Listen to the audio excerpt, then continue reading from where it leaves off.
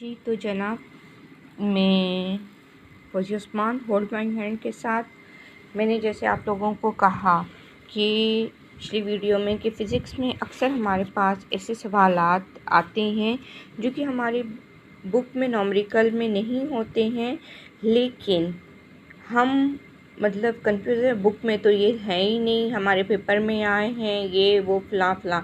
सबसे पहले मैं आप लोगों को ये बताती चलूँ कि आप लोगों ने जो इस चैप्टर को रीड कर रहे हो ना, उसमें जितने भी फार्मूलाज है वो फार्मूलाज आप देख लो, एक कॉपी पे पेज बना लो, पेज पे मतलब नोट बना लो, और जितने भी फार्मूलाज हैं वो आप देख लो कि कैसे फार्मूलाज हैं। जैसे अगर कोई मतलब mass, distance, acceleration due to gravity, work, potential energy, ठीक है। अब इन सब को मिला के कोई फार्मूला बनाना है तो आप लोगों को पता है कि work is equal to F multiplied by D, यानी वर्क जब होता है जब फोर्स लग रही हो फिज़िक्स में और उसी सिद्ध में डिस्प्लेसमेंट हो। आप लोगों को पता होना चाहिए कि फ़िज़िक्स में काम किसको कहते हैं, ठीक है। काम किसको कहते हैं? जब एक जिस्म है, ये जिस्म है, ठीक है, इस पर एक फोर्स लग रही है और इसी डायरेक्शन में, इसी सिमत में उसमें हटाव पैदा हुआ, ठीक है। ये यहाँ आ गया। अब ये जो यहाँ से यहाँ आ गए, ये इसी डायरेक्शन में आया, इसी सिमत में आया। ये जो हटाव पैदा हुआ, डिस्प्लेसमेंट जिसे कहते हैं, हमने क्या लगाई थी? फोर्स, ठीक है। तो वर्क मल्टीप्लाइड बाय क्या हुआ? W, ठीक है, is equal to force multiplied by displacement, यानी FD इसको लिखते हैं, निशान लगाने की ज़रूरत नहीं होती है। ये हमारे पास वर्क का फॉर्मूला है।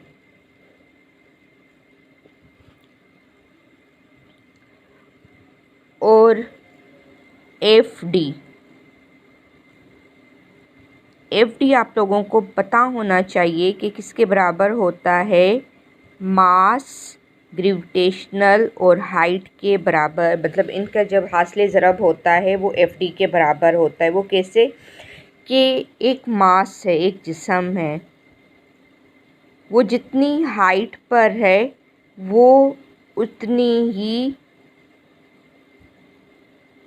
तेज़ी से ज़मीन की तरफ कशिश करेगा, वो जितना हाइट पे हम उसे लेकर जाएंगे। तो ये एक फॉर्मूला है। अब हम क्या करेंगे कि मैं आप लोगों को यहाँ एक सवाल दिखाती हूँ। हाँ, ये सवाल नंबर 12 है। एक आदमी 5 किलोग्राम, ठीक है, का पार्सल उठाता है और सतह ज़मीन से 2 मीटर बुलंद शेल्फ में रखता है, ठीक है। सतह ज़मीन से मतलब ज़मीन से 2 मीटर की ऊपर बुलंदी में शेल्फ में उसने रखा। वो पार्सल पर कितना वर्क करता है, ठीक है। पार्सल मतलब अब उसने उठाया, वर्क उस पर हुआ ना, जब उसने फोर्स लगाई, डिस्प्लेसमेंट हुआ तो उसने काम किया। अब वो कह रहा है कि पार्सल पर कितना काम हुआ और उसकी पोटेंशियल एनर्जी कितनी है। अब सबसे पहले तो हमने क्या करना है, पार्सल पर कितना वर्क करता है, पार्सल की पोटेंशियल एनर्जी कितनी है। तो सबसे पहले हम देखो डेटा बनाते हैं। हमारे पास हमेशा ये होना है, फार्मूलाज हमारे जहन में होना चाहिए। डेटा बनाओ, डेटा बनाना है हमने, तो हम सबसे पहले देखेंगे कि हमारे पास क्या आता है। एक आदमी ने 5 kg क्या है? मास की यूनिट है, ठीक है। तो हमारे पास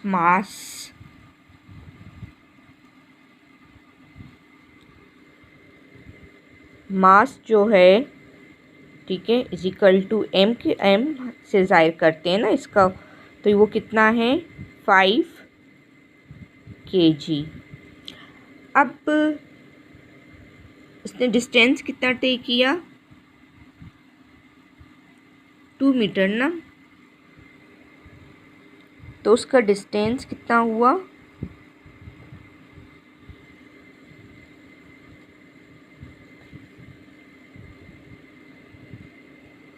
यानी कि डिस्टेंस या डिस्प्लेसमेंट, सॉरी डिस्प्लेसमेंट है ये, लेकिन डिस्टेंस भी मैं लिख सकती हूँ इज इक्वल टू 2 मीटर। अब हमने क्या मालूम करना है, हमारे पास मतलब एक चीज़ हमें याद रखनी चाहिए कि एक्सेलरेशन जो हमारे पास होती है ड्यू टू ग्रेविटी, ठीक है, ग्रेविटी की वजह से हमारे पास जो एक्सेलरेशन होती है कि चीज़ें हमेशा जब फेंको तो वो ज़मीन की तरफ ही जाती है। यहाँ पे पार्सल को हम यानी कि पोटेंशियल एनर्जी हमने जब मालूम करनी है तो W क्या है इज इक्वल टू FD है, और FD is equal to mgh है।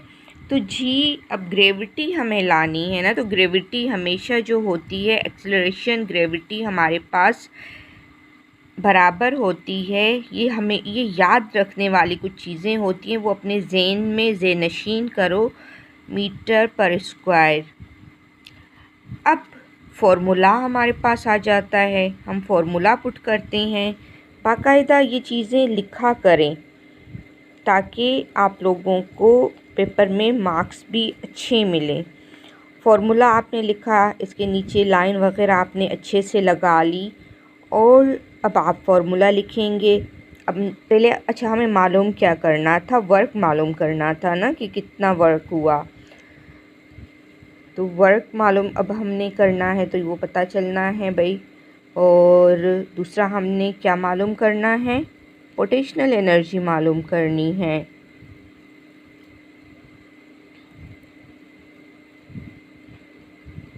ठीक है, पोटेंशियल एनर्जी हमने मालूम करनी है। अब हम सबसे पहले वर्क को मालूम करेंगे, तो F बराबर किसकी है FD के, और FD जो है वो किसके बराबर है मास ग्रेविटेशनल हाइट के बराबर है।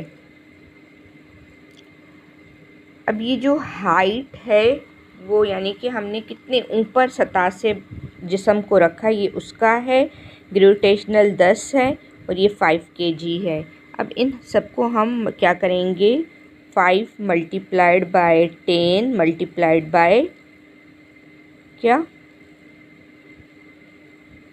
2, इन सबको जब हमने मल्टीप्लाई किया तो हमारे पास वर्क की यूनिट क्या है जॉल। हमेशा यूनिट साथ लगाना ना भूलें, मेरी बात याद रखें, मैं बार बार जो बातें रिपीट करती हूँ वो फॉर्मूलाज यूनिट्स इन तमाम चीज़ों को आपने याद रखना है। तो आपने ये नहीं बोलना है यूनिट, आप जब भी जवाब जो लिखते हैं ना तो उसके साथ यूनिट ज़रूर लगाया करें, इसके भी मार्क्स होते हैं। आपने यूनिट नहीं लगाया आपके आधे मार्क्स कट जाएंगे। तो अब जब आप इनको ज़रब देंगे, ठीक है, तो ये बन जाते हैं 100। आप खुद भी अपनी नोटबुक पे करके देख सकते हैं 100 जॉल, ठीक है, 100 जॉल हमारे पास वर्क हुआ, तो हमारे पास वर्क आ गया। अब पोटेंशियल एनर्जी जो है, ठीक है, हमारे पास जो पोटेंशियल एनर्जी जो लगी यानी जितना काम हुआ डेफिनेटली उतने ही एनर्जी लगी ना। तो ये एक बात मतलब लॉजिकल है कि वर्क जितना होगा जितनी एनर्जी होगी उतना ही वर्क हम कर सकेंगे, हमारी जितनी एनर्जी होगी। तो पोटेंशियल एनर्जी भी डेफिनेटली किसके बराबर यानी कि वर्क के बराबर हुई।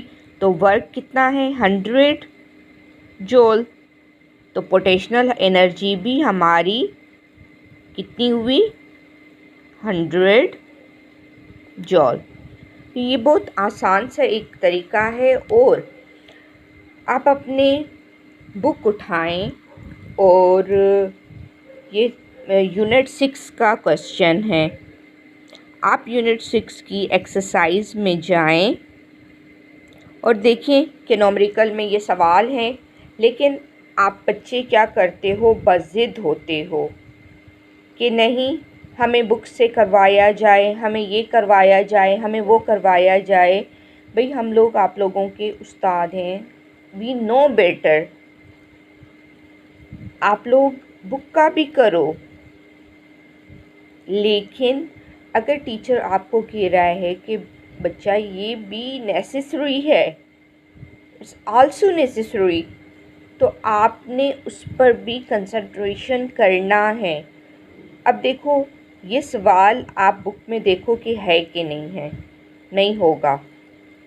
न्यूमेरिकल के क्वेश्चंस में ये सवाल नहीं होगा। ये मेरे पास पेपर है 2023 का और आप ये सवाल ढूंढ के मुझे बता दो कि ये बुक में है नहीं है। तो आप सब मेरे साथ इसी तरह जुड़े रहिए। मैं आप लोगों को फ़िज़िक्स के पेपर की 9th की और मेरे पास अभी जो सब्जेक्ट चल रहे हैं उनकी मैं आप लोगों को तैयारी करवाऊंगी। लेकिन आप लोगों ने मेरे साथ जुड़े रहना है, होल्ड माय हैंड के साथ। मैं आप लोगों को फ़िज़िक्स, अगर आप लोग कहते हो कि मैम हमें, आप बॉयज़ हो गर्ल्स हो, मुझे इससे कोई प्रॉब्लम नहीं है, मैं आप लोगों को समझाऊंगी ऑनलाइन। तो अब मुझे यहाँ पे बैठ के मैं आप लोगों को करवा रही हूँ। मेरे पास बोर्ड भी है, ये देखें, आप देख सकते हैं कि मेरे पास बोर्ड भी है। बट प्रॉब्लम इज़ दिस कि मेरे पास टेबल्स वगैरह यहाँ घर पे मौजूद नहीं है, स्कूल में मुझे टाइम नहीं मिलता, तो मैं घर में बैठ के आप लोगों के लिए ये चीज़ें प्रोवाइड कर रही हूँ। और जो क्वेश्चंस रिपीटेड है वो मैं भी आप लोगों को बताऊंगी। और इसके अलावा अगर आप लोगों को कोई भी टॉपिक समझ नहीं आता है फ़िज़िक्स का, तो आप लोग मुझसे पूछ सकते हैं। इसी तरह आप लोग अगर बायोलॉजी पूछना चाहते हैं, केमिस्ट्री पूछना चाहते हैं तो आप लोग पूछ सकते हैं। इसके अलावा मैथमेटिक्स के लिए अगर आप लोग